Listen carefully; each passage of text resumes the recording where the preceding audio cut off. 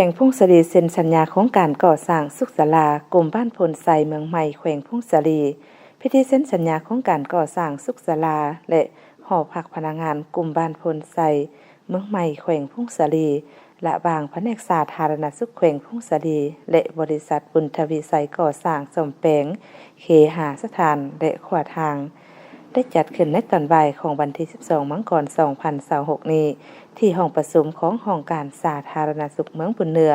โดยการเข้าร่วมเป็นประธานของท่านดร.ไซนุภาพสุจันทร์กรรมการพรรคแขวงหัวหน้าแผนกสาธารณสุขแขวงพุ่งสลีมีท่านเด็กสุขสันต์ต่างหน้าบริษัทบุญทวีไซเข้าร่วมมีประธานผู้ต่างหน้าจากห้องบาการแขวงแผนกโยธาธิการและขนส่งแขวง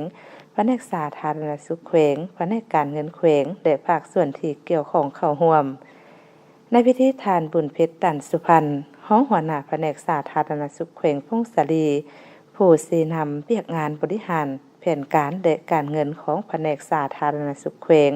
ได้ขึ้นเสนอจุดประสงค์พร้อมทางผ่านข้อตกลงว่าด้วยการอนุมัติให้จัดตั้งปฏิบัติและเซ็นสัญญาของการก่อสร้างสุขศาลาและหอพักพนักงานกลุ่มบ้านผลไซเมืองใหม่แขวงพุ่งสลีสภาพเด็กที่06ทับขปขลงวันที่7มังกรปี2026ผ่านข้อตกลงว่าด้วยการหับห้องเอาบริษัทผู้ชนะการประมูลสมเทียบหัวหน่วยราคาการก่อสร้างสุขศาลา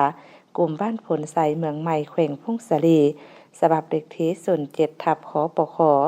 ลงวันที่7มังกร2026จากนั้นก็ได้ขึ้นร่วมเซ็นสัญญาอย่างเป็นทางการ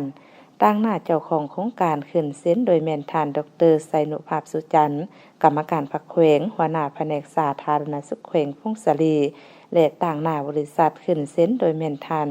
เด็กสุขสันต์โดยซ่องหน้าจากภาคส่วนที่เกี่ยวข้องเข้าร่วมเป็นสักขีพยาน